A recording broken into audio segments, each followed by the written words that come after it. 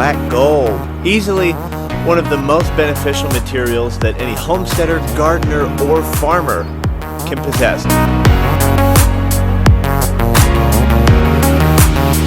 And in this video, I'm talking all about how to get your chickens to produce amazing compost with incredibly low inputs at huge volume. So let's get to it.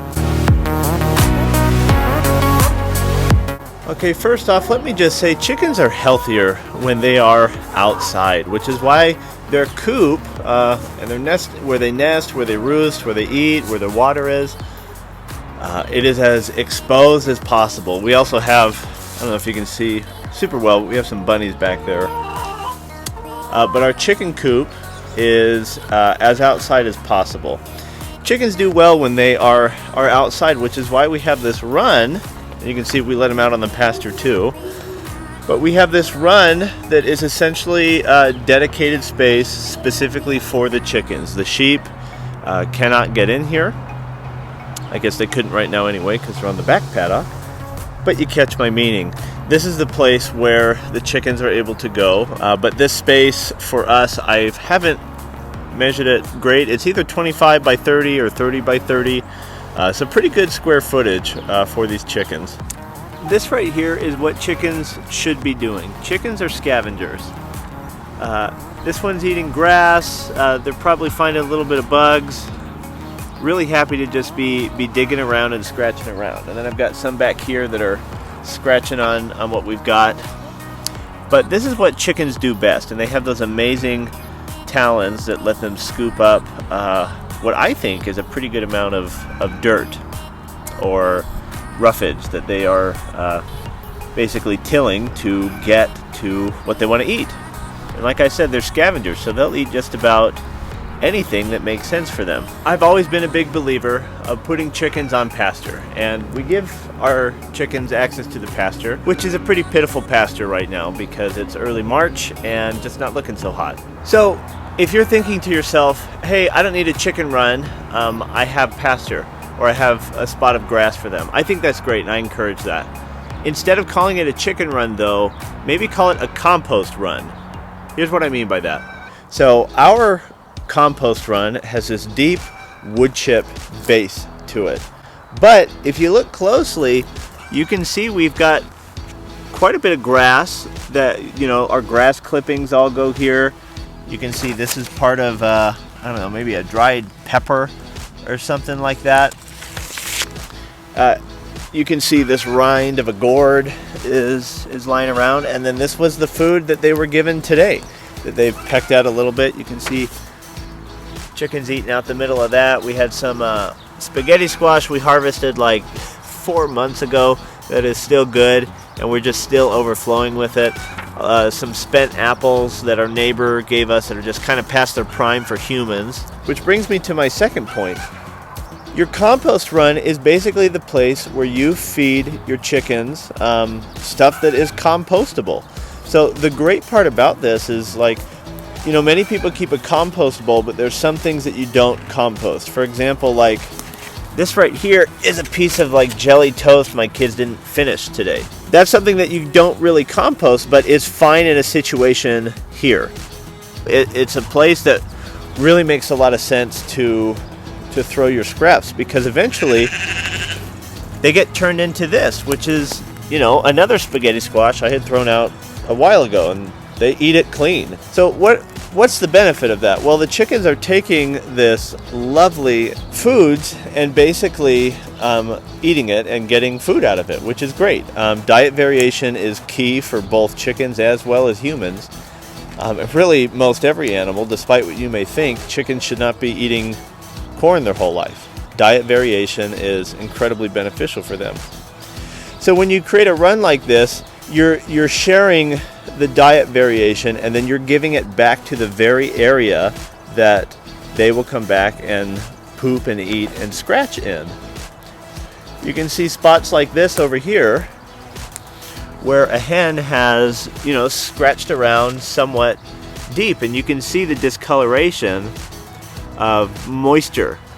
And so moisture is retained incredibly well here. This is a really great spot for worm growth. So in the summertime, what you're going to want to do in a situation like this is, we've got our pasture right here.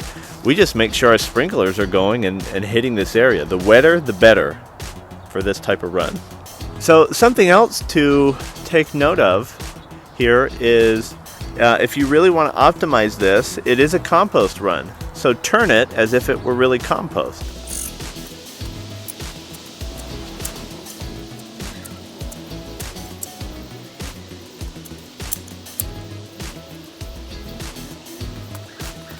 Let's see what that looks like.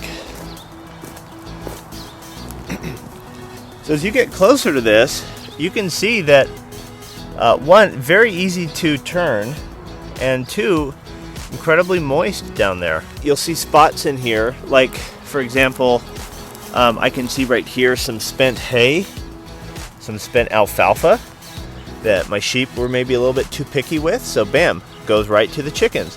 And you just have this wonderful hotbed of compost that you have in mass, in bulk. But again, this stuff basically just gets turned into the ground, and you have this very deep source of compost. And so I've been working on this for about 6 months now, and you can see that level. I can't really get a good angle on that. But I've got about 4 inches across this 30 by 30 space, some areas deeper and richer than others. But the point of it is that you build it and you get it quite a bit bigger.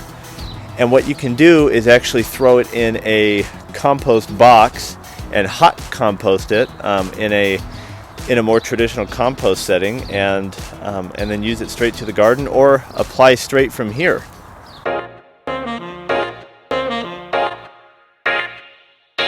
So our long-term plan for this place is actually to use what compost we can and want, but as it gets bigger, to basically turn this into a beautiful perennial chicken run. But the point is that what we want to do is create this beautiful perennial playground for chickens. So things like sunchokes, goji berries, comfrey, things like that we can basically plant in here. The chickens can scratch around, and then it actually provides indefinite food sources for them. You get to plant, say, like a goji berry bush in here that has very, very rich soil, right? And then as the year progresses and its fruit ripens, we can take the fruit or we can let it fall. There's a lot of benefits to doing this, both to take compost as well as to put life back straight into the chicken run.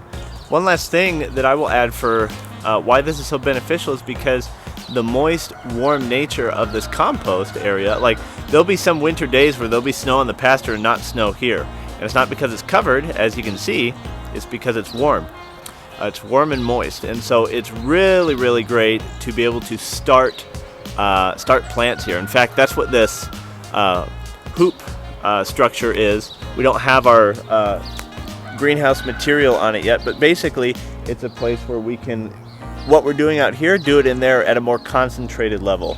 Especially helpful during the winter. We could start plants in there, both for us, but we could also start, just throw some, just broadcast some things like ryegrass out here, and it will let our hens basically have, very young shoots of grass out here, some of the most nutritious parts. So they're eating that, you're eating the eggs. At the end of the day, it all comes back to you.